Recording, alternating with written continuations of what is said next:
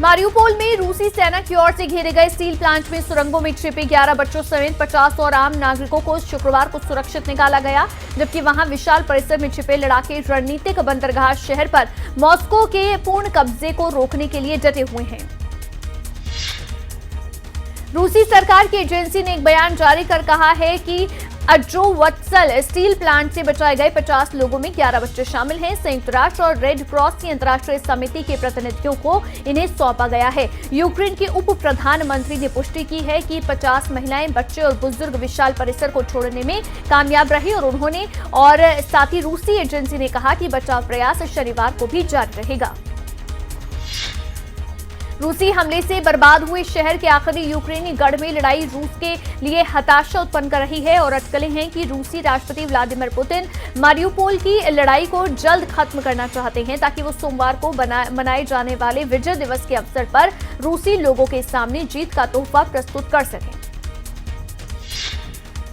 रूस यूक्रेन युद्ध करीब 70 दिन बीत चुके हैं, लेकिन अभी तक यूक्रेन ने हार नहीं मानी है और न ही रूस पीछे हटा है। इस बीच रूस की ओर से बड़ा बयान सामने आया है। क्रेमलिन की ओर से जारी हुए बयान में कहा गया है कि 9 मई को मारियुपोल में विजय दिवस मनाने का समय आ गया है। रूसी सेना का कहना है कि उन्होंने डोनबास क्षेत्र के शहर के अज़ोवत्सल स्टील प्लांट में यूक्रेनी सेना के प्रतिरोध के बावजूद मारियुपोल पर कब्जा कर लिया है। रूस और यूक्रेन के बीच चल रहे युद्ध में लगातार आम नागरिक निशाना बन रहे हैं। हजारों बेगुनाह इस युद्ध में मारे जा चुके हैं, जबकि लाखों लोग अपना घर छोड़कर दूसरे देश में शरणार्थी बनकर रहने को मजबूर हैं। यूक्रेन ने एक बार फिर रूस पर बड़ा आरोप लगाया है। यूक्रेन का कहना है कि रूसी सेना करीब 2 लाख बच्चों को जबरन रूस ले गई है। वहां रूस का कहना है कि उसने बड़ी संख्या में यूक्रेनियों को रेस्क्यू कर उन्हें रूस लाया गया है। दुनिया भर में कोरोना महामारी से जंग अभी भी जारी है। वहीं चीन के कई शहरों में कोरोना संक्रमण बढ़ने से लॉकडाउन की स्थिति है। इस बीच चीन के राष्ट्रपति शी जिनपिंग ने देश की जीरो कोविड नीति पर सवाल उठाने वालों के खिलाफ अब तक की सबसे बड़ी चेतावनी जारी की है। शी जिनपिंग की अध्यक्षता में एक बैठक में सत्तारूढ़ कम्युनिस्ट पार्टी की टॉप पोलित ब्यूरो स्थायी समिति ने जीरो कोविड पॉलिसी का दृढ़ता से पालन करने के निर्देश दिए हैं। साथ ही महामारी की रोकथाम नीतियां को लेकर संदेह करने या इनकार करने वाले किसी भी कृत्यों के खिलाफ सख्ती से एक्शन की बात कही गई है। चीन के शंघाई समेत कई शहरों में लॉकडाउन की स्थिति से लोगों में असंतोष का माहौल है। कई जगह सड़कों पर लोग पुलिस और स्वास्थ्य कार्यकर्ताओं से भी भिड़ते दिखे।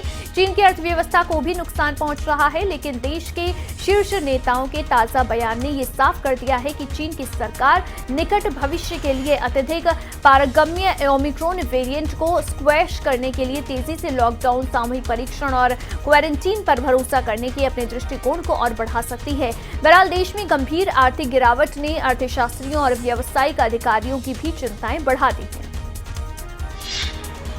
आर्थिक संकट से जूझ रहे श्रीलंका में इमरजेंसी लागू कर दिया गया है। राष्ट्रपति गोटबाया राजपक्ष ने इसकी घोषणा की है। श्रीलंका में लोग लगातार सड़कों पर उतरकर सरकार के खिलाफ प्रदर्शन कर रहे हैं।